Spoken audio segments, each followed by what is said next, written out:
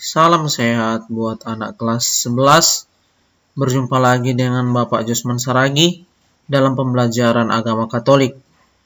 Pada pagi hari ini kita akan memasuki pertemuan kita yang ketujuh dengan judul materi Kekerasan versus Budaya Kasih.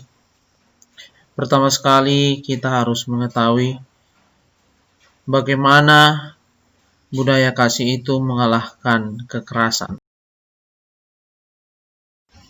Kita harus melihat pertama sekali budaya kekerasan yang terjadi dan konflik di tanah air kita, yaitu Indonesia. Pertama, kita harus mengetahui apa itu kekerasan atau budaya kekerasan.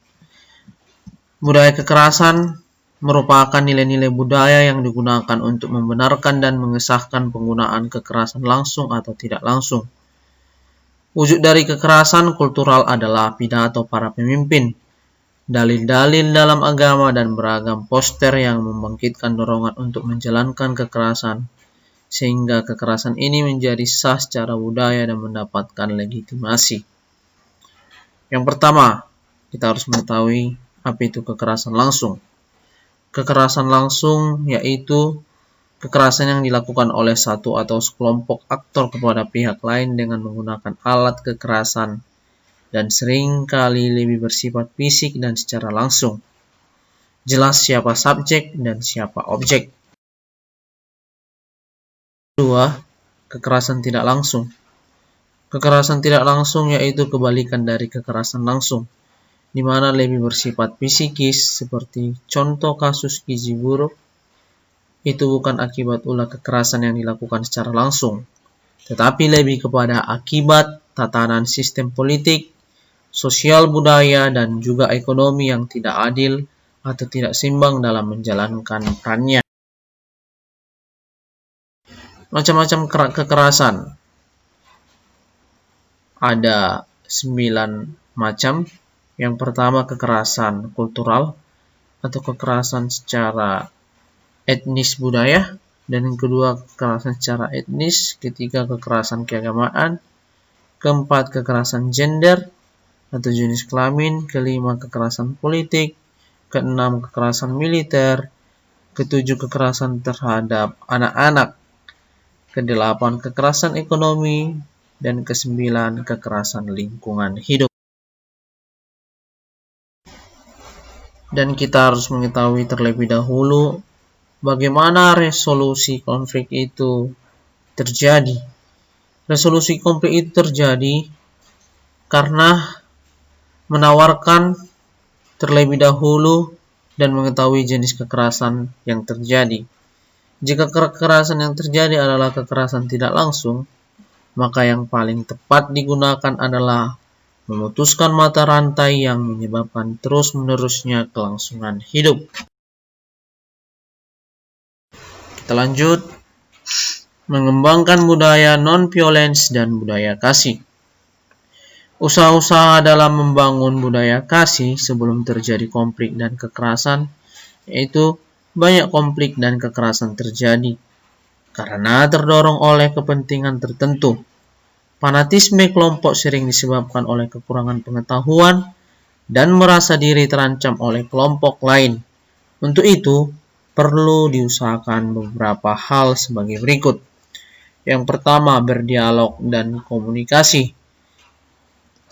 Yang kedua, kerjasama atau membentuk jaringan lintas batas untuk memperjuangkan kepentingan umum. Ajaran kitab suci tentang budaya kasih. Anak-anak sekalian boleh melihat ajaran kitab suci tentang budaya kasih di Injil Matius 26 ayat 47 sampai 56 tentang Yesus ditangkap. Di situ kamu bisa menemukan hal-hal budaya kasih. Jadi yang mau Bapak tanyakan, apa yang dikisahkan dalam teks kitab suci ini? Dan ayat-ayat kitab suci yang menyentuh hatimu dalam hubungan dengan konflik dan kekerasan? Apa pendapatmu tentang perkataan Yesus kepada murid yang mengkhianatinya? Hai sahabat, untuk itukah engkau datang? Bagaimana pendapatmu terhadap ucapan Yesus? Apa pendapatmu juga tentang perkataan Yesus kepada muridnya yang menghunus pedang?